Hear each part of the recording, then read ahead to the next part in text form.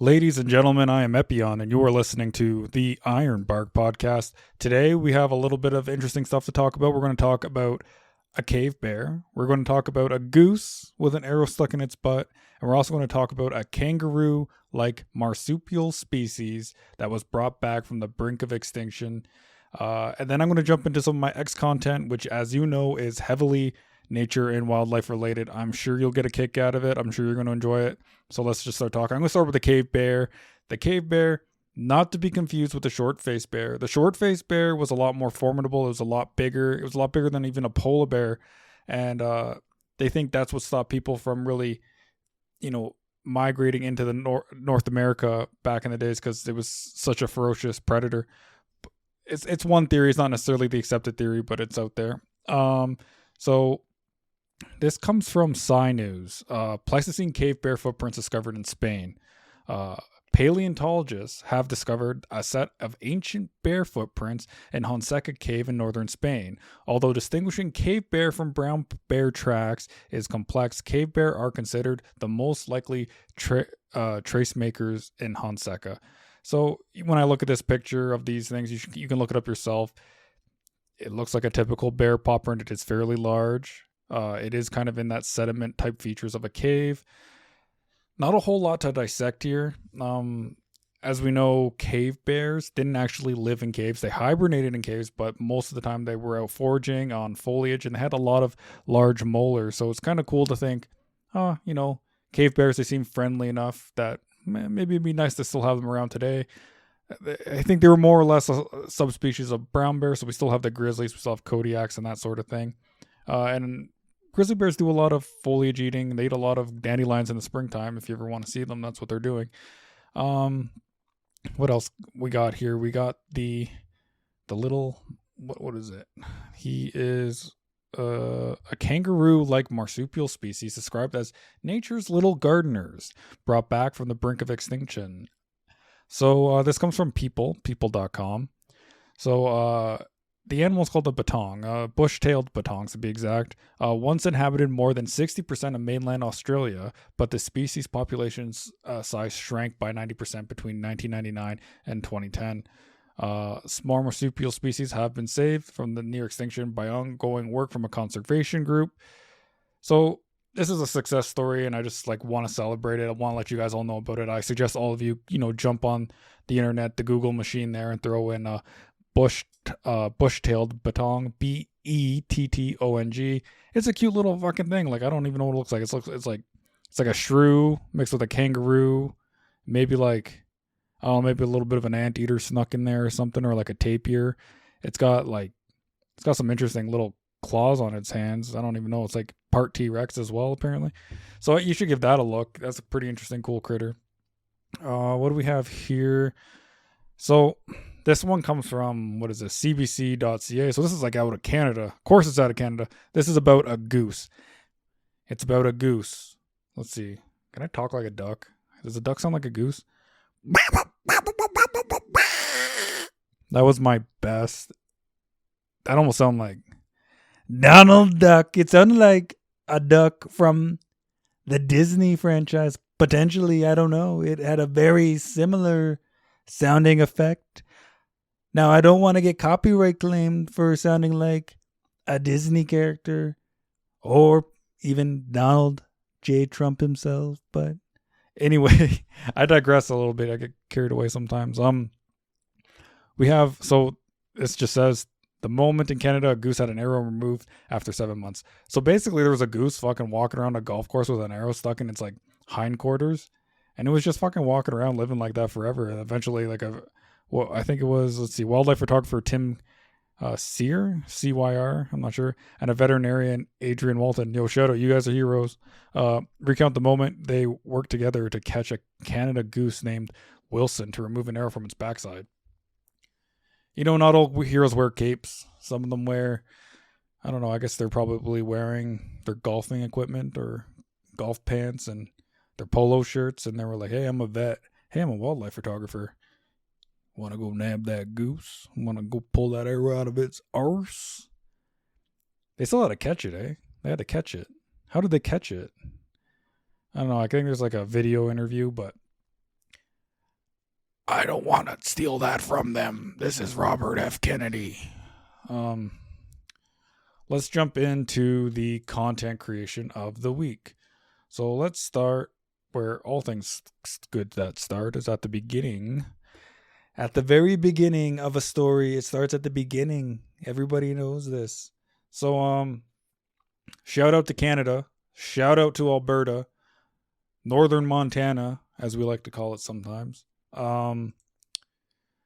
So the premier of Alberta, which is basically equivalent to the governor of Alberta, if it was a state, it's a Canadian province. A state is basically a province. It's the same shit with different names, basically. In a nutshell, to make it simple.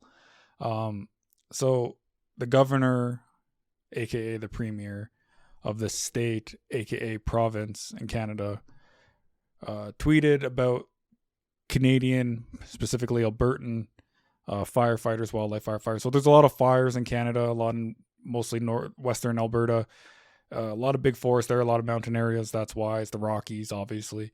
They have a lot of experience fighting this. So Canada sent its best, bravest, and brightest forest fire fighters down to help with the California fires. And I just wanted to retweet that or sort of quote post that onto X to give more awareness to it, to celebrate these people that, you know, are risking their lives. They're spending time away from their families, their loved ones, their friends, to, you know, spend tireless hours fighting these things.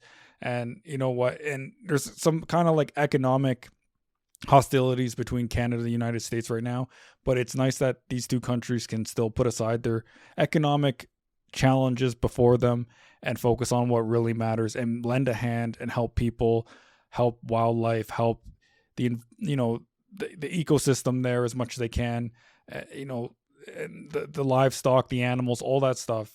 And this is what it's about. Like, I know, like, people want to think of like nationality and this and that. Like, it's like, you're American, like fuck Canada, or Canada, fuck America. Okay. Whatever. You can have that. That's fine. But also at the same time, I kind of like this type of shit.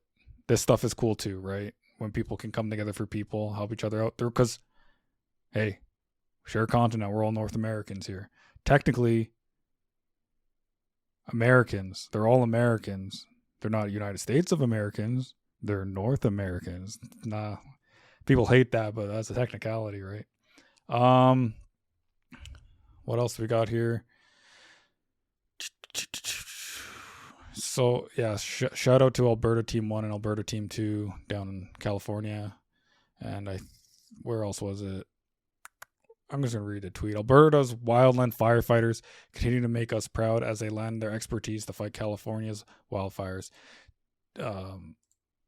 Team Alberta 1 is on the front lines of the Eaton Fire in Los Angeles County, while Alberta 2 is tackling the Lilac Fire near San Diego.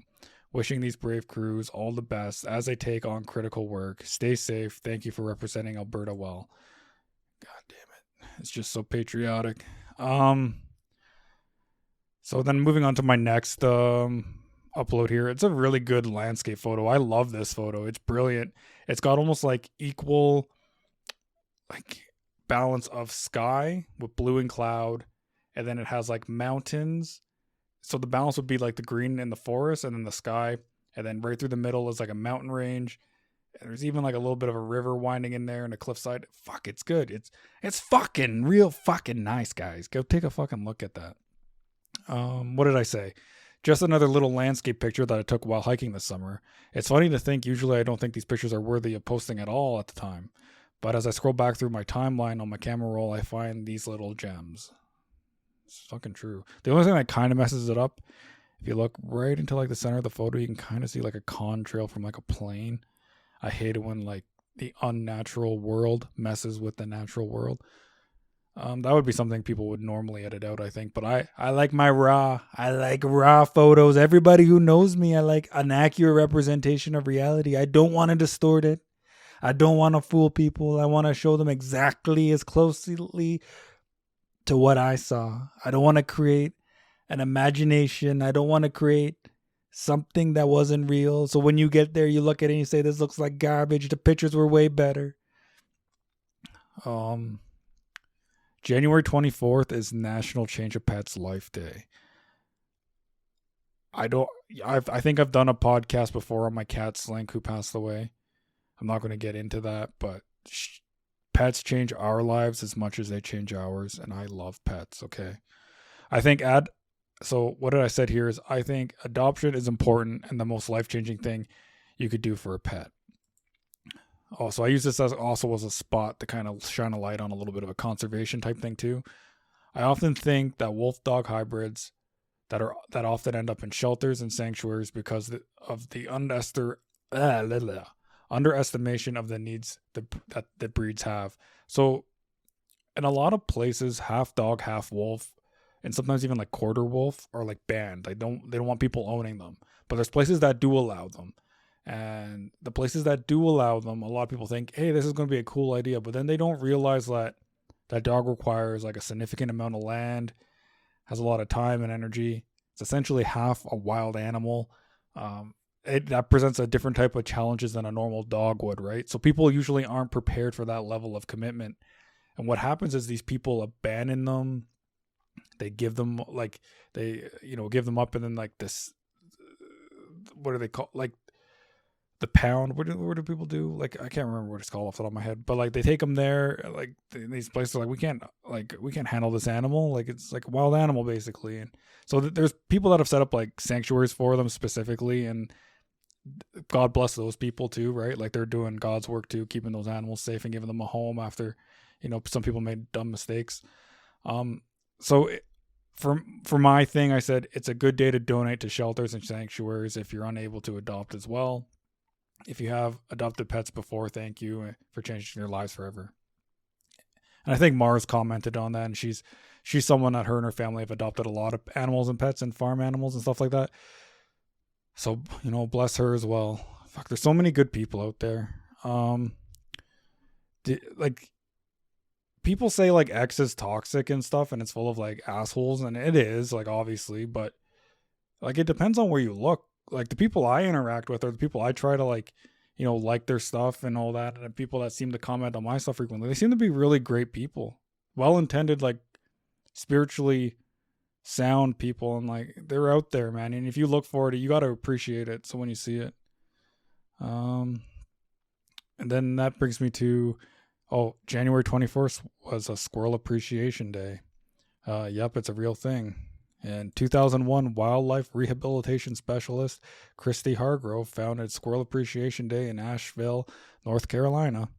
Christy created this day to encourage kind attitudes towards squirrels, which are sometimes considered and looked at as pests and invasive. So I uploaded a video with this, and I said, here's a video from a couple summers ago while I was hiking in the mountains around some glaciers as well. The squirrels were pretty friendly on these mountainsides. I appreciated their company. And, these squirrels are typically normally pretty friendly because a lot of hikers come around with their trail mix and stuff like that, and they feed them. You're not supposed to feed the animals. I'm not gonna, hate on people that feed the squirrels or the ducks. I'm not gonna do that. I'm not that type of guy. But I do understand the ethos behind don't feed them. And, in the national parks and stuff like that, I don't, because I know it's a law and I know it's a restriction. So I can't, condone it or advocate for it. But there are parks and other places where it's socially accepted and it's like not against the bylaws to feed squirrels or birds or ducks. People do it all the time. That's what the old people do. So, I mean, there are exceptions to every rule, I suppose. But, yeah, these chipmunks do not look like ground squirrels do not look like they're starving at all. In the video, he's a very chunky monkey. He's a chunkers. It's very cute. I suggest looking at it because I actually pan away after looking at the ground squirrel to like my surroundings. Fuck, it's beautiful, man. I love that hike. That's a good hike. That's up in where was that? That was in Alberta as well. That was in Jasper National Park. It was like Mount Etna, I think, maybe. I think that's what it was. Might have been something else. I can't remember. That's very cool. And that pretty much rounds up everything for that week. Yeah, I think we're at the end of the Potter here now, ladies and gentlemen. And that brings us to about almost a 15-minute mark.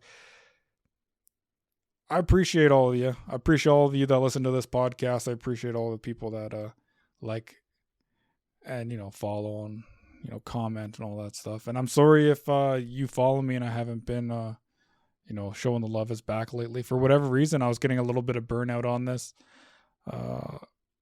thing. I wasn't getting kind of like the growth I expected or, whatever. And it's hard to kind of like be committed to it and comment on everything and this and that. And I think a lot of people are feeling that way right now. A lot of some of my close creator friends, my online friends, they've sort of distanced themselves a little bit from the app. Some people even like shut down their account for a little bit. Like they just kind of like deactivated entirely. Shout out to Gabby. Gabby's gone. I do a lot of spaces with Gabby, so jump into her spaces. And I think she's another one of those creators that's going to blow up one day, but just for the time being. She's taking a little breaky break. There's a lot of spaces going on right now. I'm just looking at this sidebar. Like, look at all that. Look at all that stuff. All these people. It's all talking to each other and stuff like that. Anyway, that's it, folks. I don't got any real adventures to share with y'all. Nothing exciting. I set up a trail cam in my backyard, but it's cold out, so the batteries died almost immediately. I got to get like a wired hookup for it. Maybe I'll do that tomorrow for y'all so I can get some decent photos. I looked up the tracks in my backyard. It looked like there was like a rabbit or something going nuts back there. Anyway, I love y'all. Stay kind. Rewind. Goodbye. Goodbye. Why are you still listening? The podcast is over. I'm not going to talk about anything else.